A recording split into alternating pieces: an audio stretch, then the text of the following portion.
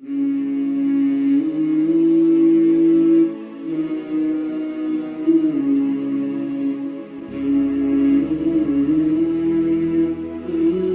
road to Islam is a journey of Sister Heather to Islam in her own words. My childhood in God. I grew up in a small town in the panhandle of Texas called Childress. My family and I didn't go to church together or pray at home. I began going to a Christian church when I was in middle school for the youth activities. Mixed in with socializing, I learned about Jesus and God.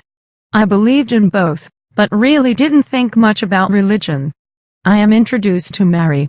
In my 20s, a co-worker invited me to her Catholic church. The quiet structure of Mass was comforting to me and I began to attend regularly. The importance of Mary impressed me and I felt I could relate to her. She was so strong through all the trials of her life. I related to her struggle and embraced Catholicism for over 20 years, becoming a lecturer and teaching religious education classes.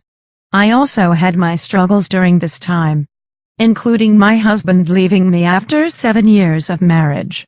I lost my home, my car, my insurance and my savings. I went to my priest in tears. After hearing my story, he wanted to know how soon I would get a civic divorce because the annulment through the church was the next step and he quoted me the price for this process. Under the circumstances, I couldn't even think about that.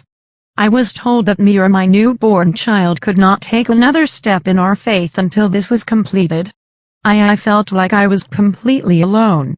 I was working as an administrator at a child care center and one day, my director asked me to give a family a chore.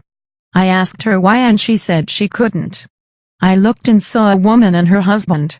The woman was wearing an abaya and her face was covered. I asked what the problem was and she said, "I don't know what's under there." I was so enraged by this remark. I said, "It's a person. A mom, just like you and me." After the tour and the family was gone, we had a discussion about it. She threw many stereotypes about Muslims at me. I decided that I was going to find out for myself. That weekend I went to a bookstore and bought a copy of the Holy Quran and I began reading. I didn't understand all of it, but I didn't see any justification of the stereotypes I had heard. I finished the Holy Quran after several months.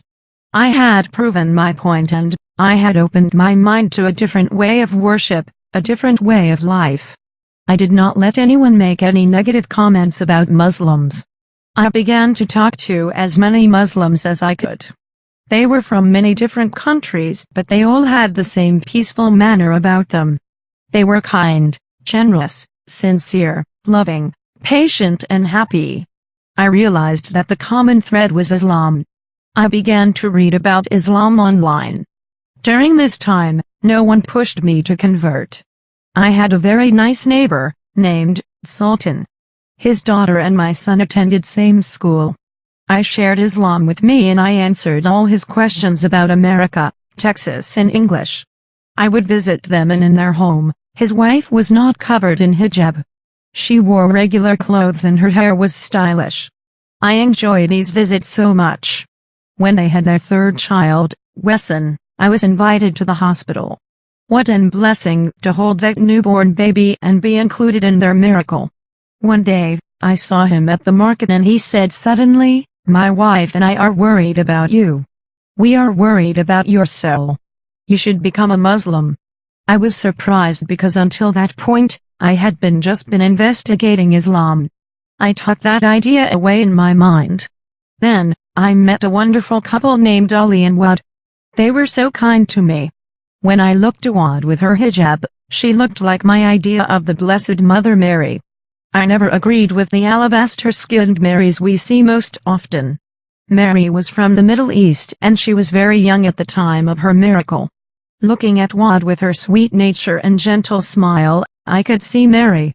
They invited me into their home and again, I saw a family just like another other, caring for each other, raising children and praising God.